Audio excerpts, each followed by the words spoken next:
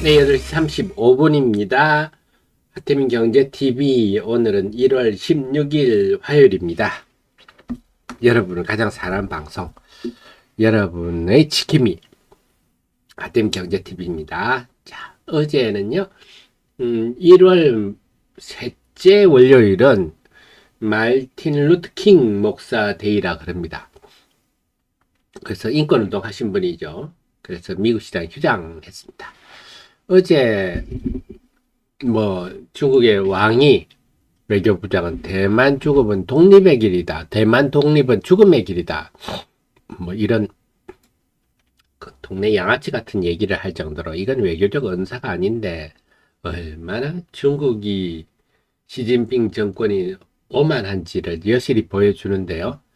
이렇게 했지만 대만 증시는 어제 0.2% 상승 마감했습니다. 별다른 반응이 없었어요. 다만 세계 우려는 증가하고 있다. 대표적인 게 삼성의 파운드리가, 그러니까 대만의 TSMC하고 삼성의 파운드리가 지금 경쟁하고 있는 상황인데, 물론 대만 TSMC가 압도적이죠. 근데 지정학적 위치 때문에 제가 공급 주문하는 측이라도 대만에만 너무 의존하다 혹시 중국하고 혹시라도 무슨 일이 생기면 타격을 입지 않겠습니까? 그러면 제가 주문처라도 삼성에도 좀 줄 것 같아요. 삼성 파운드리로 지금 좀 몰린다 하는 분위기인데, 이렇게 하면 삼성 관련한 디자인 하우스, 이런 거죠. 에디테크, 코아시아, 가온칩스, 에이식랜드, 이런 회사들이 덕을 볼 수 있는 이런 환경인 것 같습니다. 네. 자, 그래서 어쨌거나 어제 동아시아 증시는 별로 중국의 왕이 부장이 막 저렇게 해도 별로 흐름이 없다. 다만 블룸버그 같은 경우는 당선자가 확정됨에 따라서 불확실성이 제거됐다. 그래서 호재다. 이렇게 해석을 하기도 합니다. 과연 어떻게 할지 오늘부터 좀 연휴를 끝난 미국 시장이 열리고 외국인들이 본격적으로 움직이는데 어떻게 할지 봐야 되고요. 자, 그래도 전체적으로 이런 얘기도 합니다. 지금 새해 들어서 대만, 중국 이런 데는 외국인이 지금 순매도인데 그래도 한국은 순매수다. 이런 얘기. 물론 여기는 삼성과의 블록딜이 작용하고 있습니다만, 블록딜이든 뭐든지 어떻게 샀으니까요.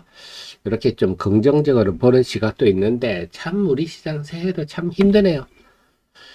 자, 유가증권 시장은 지금 9일 연속, 어제는 소폭 0.02% 상승인데 하락 종목이 2배나 많았어요. 그러니까 지금 코스피도 어제는 한 1%, 실제로 체감은 한 1% 정도 이상 하락한 장이었습니다. 그나마 났던 코스닥도, 요즘은 지난주부터 보면, 화요일부터 보면 외국인과 움직임이 거의 동일했는데, 어제는 달라졌어요. 웬일인가 봤더니 투신 연기금 3 중심으로 해서 12일부터는 국내 기관이 야무지게 코스닥을 팔기 시작했습니다. 아하, 이게 새로운 변수네요. 그래, 금요일 같은 경우는 외국인들 파는 데다가 국내 기관 3사까지 파니까 지수가 크게 하락할 수밖에 없습니다. 그래서 지난주 금요일부터는 뭔가 수급의 기류가 바뀌고 있다. 목요일까지만 하더라도 그냥 엎치락 뒤치락, 코스닥 시장이 괜찮네, 요런 분위기였는데 지난주 금요일부터는 수급이 확 기울고 있다. 그래서 어제는 외국인이 소폭 순매수 했음에도 불구하고 기관들이 팔아서 특히 투신과 연기금이 팔면서 코스닥이 1% 하락했다. 그래서 이제는 국내 기관 동향도 많이 될 것 같습니다. 아하. 근데 투신이 지금 최근 4일 동안 많이 팔고 있거든요. 야무지게 팔고 있어서 뭐 파는지를 봤는데 별건 없네요. 에코프로 시총 2위 종목은 순매수하고 1위 종목은 순매도하고 아무 뜻도 없습니다. 근데 보면 LNF 오늘 얘기를 좀 많이 하겠지만 어닝 쇼크가 나는 바람에 이건 미리 정보를 알았는지 NF 많이 팔았고 JYP도 지금 있지 앨범 초동 판매량이 과거에 비해서 한 3분의 1 수준이다.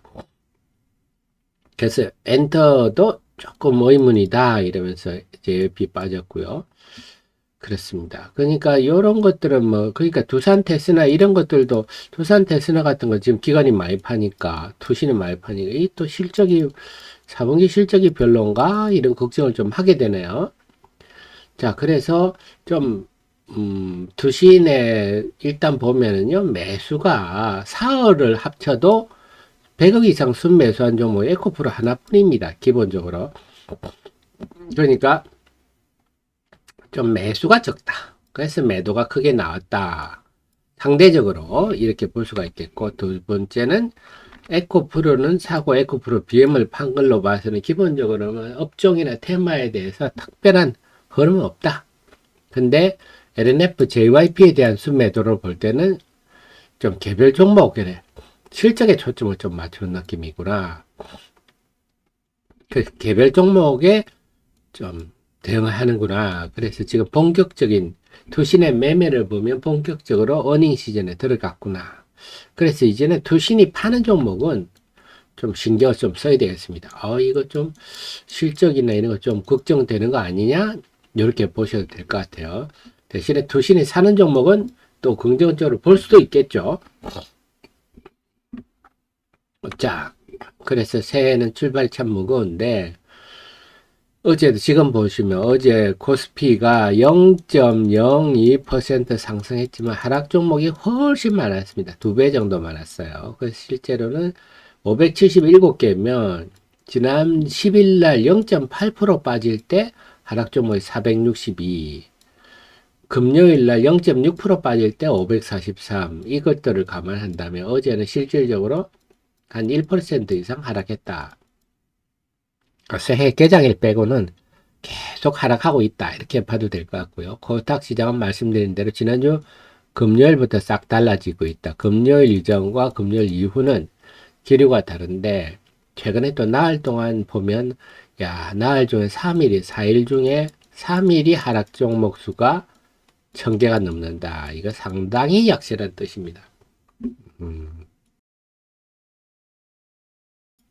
그래서 지금 여러분 체감지수 상당히 나가 참 힘드실 건데 사실 나흘 중에 4월이 하락 종목이 1000개가 넘는다. 사실 이런 게 굉장히 이례적인데 어쨌거나 작년 7월부터 쏠림 현상이 등장하면서 쉽게 이런 일들이 발생하고 있는데 하여튼 지금의 코스닥 상황은 특히 최근 나흘 중에는 4월이 1% 이상 다 하락했어요.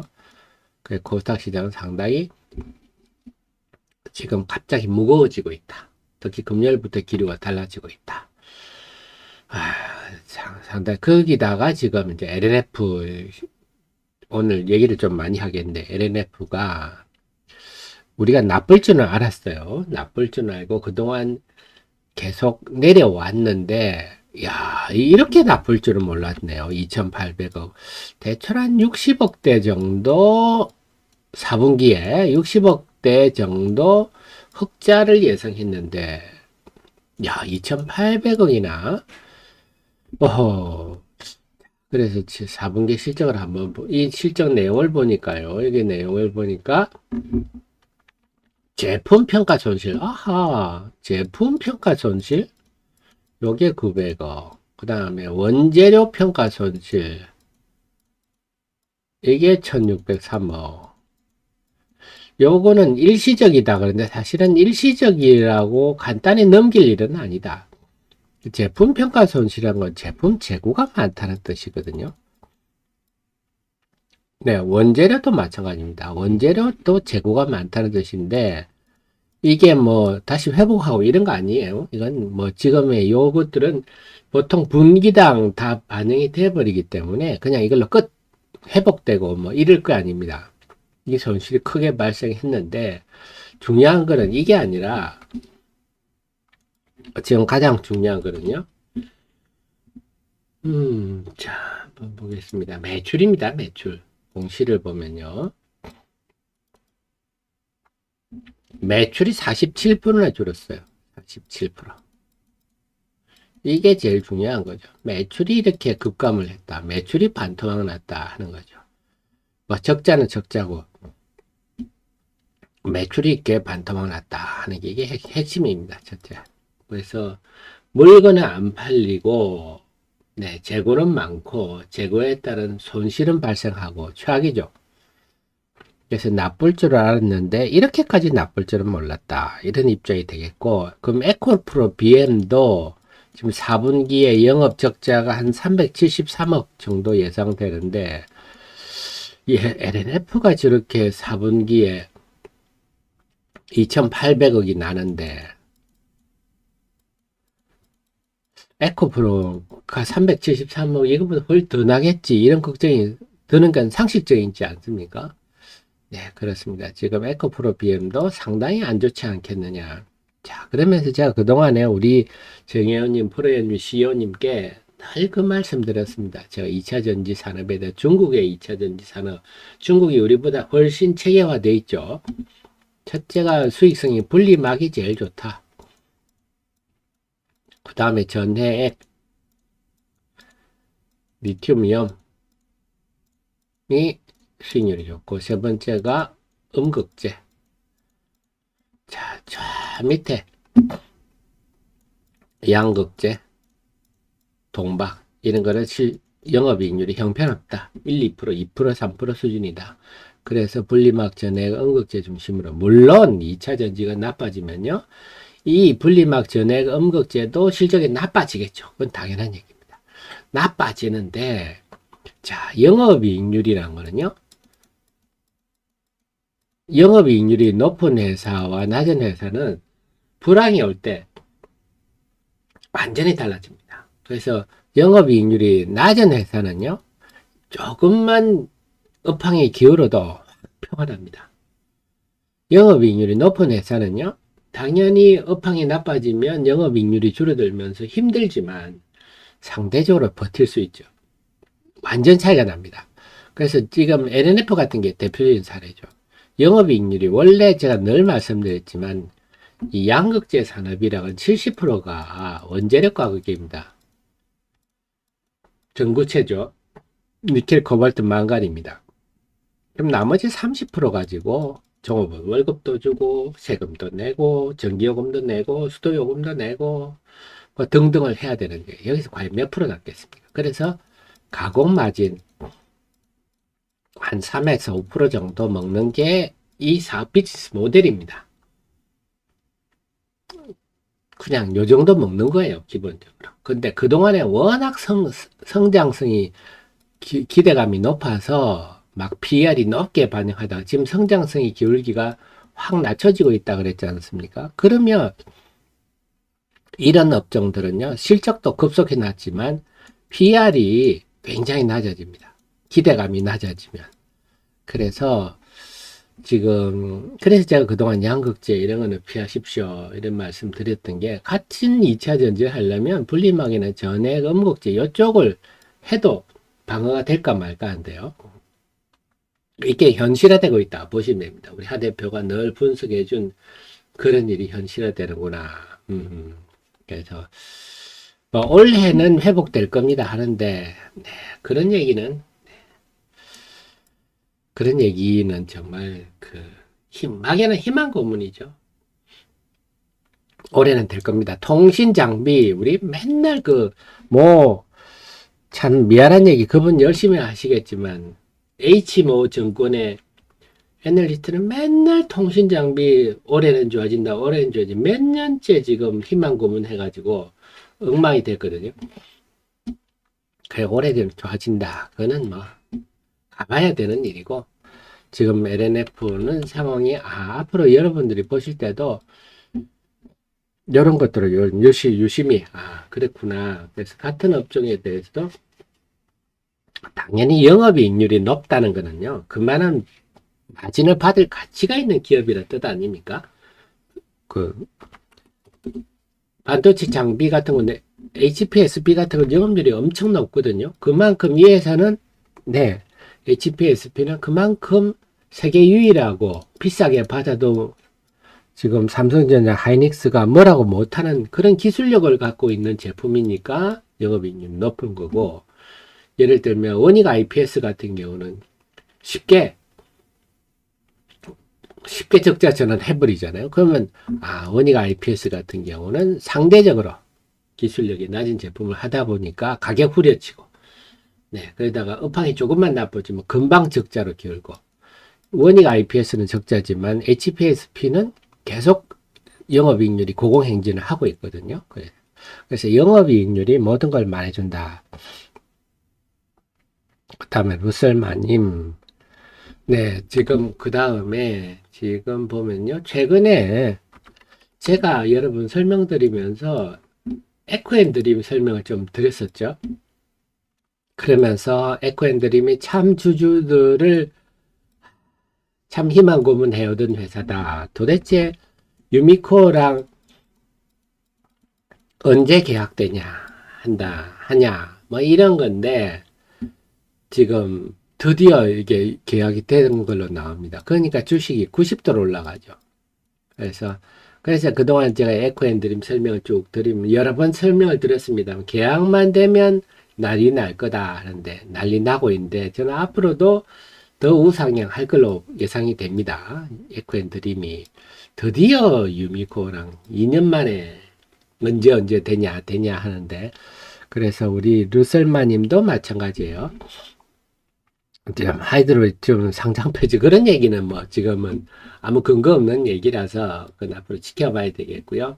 중요한 거는 하이드로리튬 이런 것도 지금 IR 시대, IRA 시대에, FEOC 시대에 이제는 소재 국산화, 특히 리튬이 매우 중요해서, 저도 처음에는 당연히 기술에 대한 의문을 많이 갖죠. 하지만 그동안에 쭉 특허라든지 정부로부터 NEP 인정받, NET는 테크놀로지인데 NEP는 프로덕트에 대한 거거든요. 프로덕트에 대한 것도 인정을 받았다. 이런 정부로부터 객관적인 걸 인정받는데, 여기는 더 이상 의문을 품을 게 없겠구나.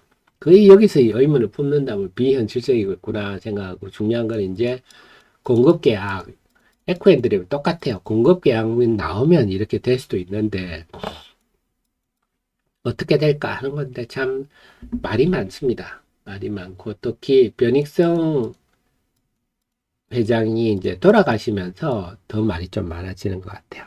그래서 앞으로 진행을 봐야 되는데, 마찬가지입니다. 하이드로리튬, 리튬 포스도 공급 계약만 되면 이것보다 에코앤드림보다 훨씬 더한 일이 발생할 수도 있는데, 문제는 그래서 저는 이 워낙 리튬에 대한 기술, 특히 리튬 염수에서 리튬을 뽑는 기술은 전 세계적으로 지금 아무도 제대로 하는 곳이 없어서 좀 획기적이죠. 기술이 탑이 났을 때도 계속 좀 미련을 두고 있는데, 하지만 전웅 대표의 그 주주와의 불통 이런 모습은 정말 좀 속상하죠. 개탄스럽기도 하고요. 저도 회사에 좀 인터뷰 좀 합시다 하고 회사에 계속 요청을 했는데도 뭐 바쁘다는 핑계만 대고 주주와 전혀 소통하지 않고, 또 굉장히 고자세적 아나무인, 내가 잘났다, 내 기술이 최고다, 이런 얘기도 없게 들리고 해서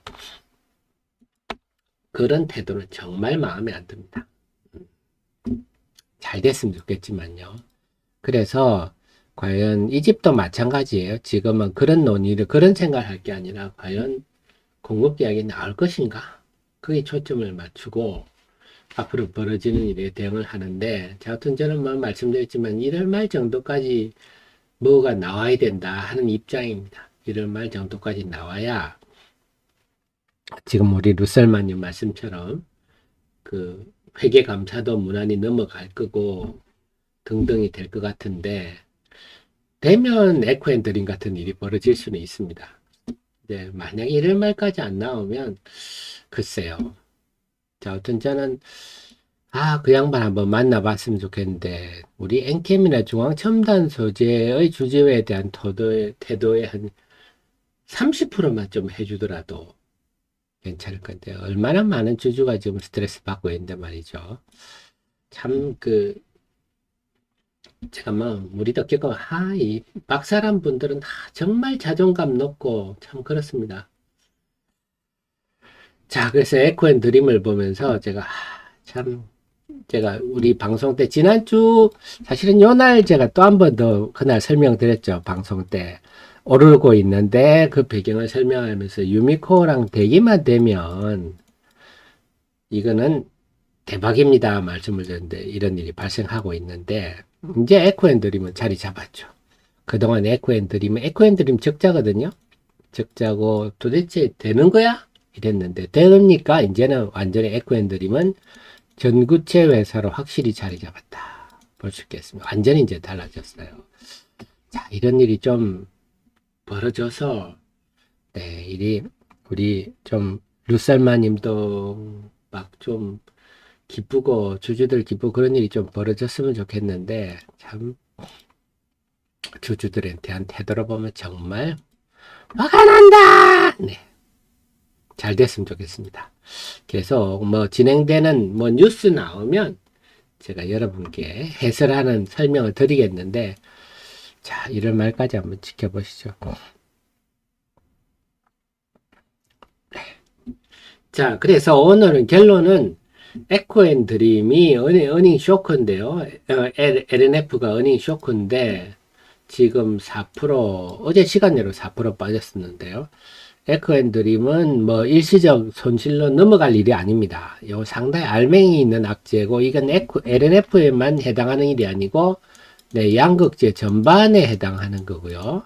양극재 전발 보니까 2차 전지 사실 전발에 해당하는 거. 그만큼 지금 업황이 예상보다 안 좋다 하는 거라서 그러면 아까 설명드린 대로 영업이익률 낮은 회사부터 충격을 받기 시작합니다.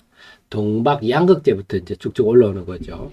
그래서 오늘은 2차 전지가 시장 전반을 좀 무겁게 할 건데 과연 그 흐름이 어떻게 될지 물론 우리 마음이야 좀 무난히 극복하고 반전이 오기를 희망합니다만 글쎄요 그건 쉽지 않아 보이는데 어쨌거나 개장 후에 시장 동향을 저랑 한번 살펴보시고 그 다음에 지금 이제 마르틴 루터 킹 데이 연휴를 끝내 외국인들이 오늘부터 어떻게 움직이는지 특히 코스닥 시장은요 최근에부터 기관들이 팔기 시작하니까 금융투자, 투신, 연기금 금융투자가 아니네요. 연기금, 투신, 사모펀드 이들이 과연 어떻게 하는지 코스닥 같은 경우는 여기까지 오늘 개장하면 한번 살펴보시겠습니다. 자, 오늘도 쉽지 않은 하루가 될 것 같은데 좀 극적인 반전이 좀 나오면 좋겠는데요. 자, 그러면 지금 8시 58분 30초입니다. 1분 30초 동안 준비하시고 개장 방송 9시부터 시작하겠습니다.